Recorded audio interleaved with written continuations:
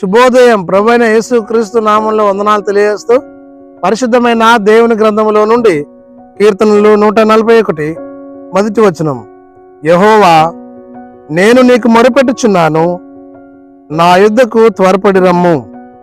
నేను మొరపెట్టగా నా మాటకు చెవియొగ్గుము. నా ప్రార్థన ధూపం వలెను, నేను చేతులెత్తుట సాయంకాలం నైవేద్యం వలెను నీ దృష్టికి అంగీకారములగునగాక.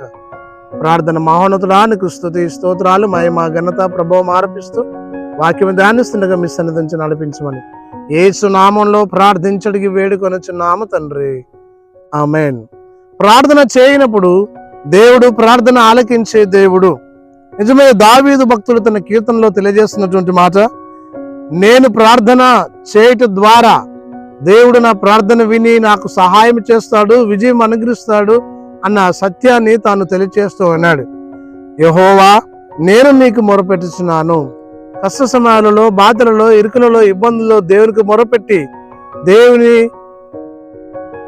దీవెన మనం పొందుకొని ఆశీర్వాదములు పొందుకొని ఈ లోకములో దేవుని మహిమపరచవలెను. నిజమే, నేను చేతులెత్తుట సాయంకాలం నైవేద్యం వలె ఉండునని.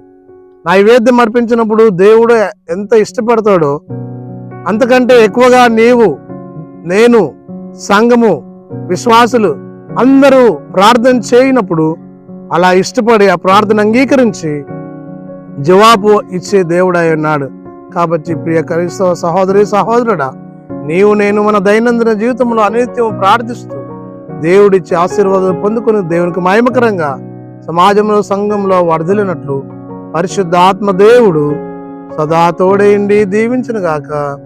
ఆమేన్. మహోన్నతానికి స్తోత్రము చెల్లిస్తూ ఆన్లైన్లో వాక్యం వింటున్న వారిని అనిత్యము దీవించండి, వారి ప్రార్థన అంగీకరించండి.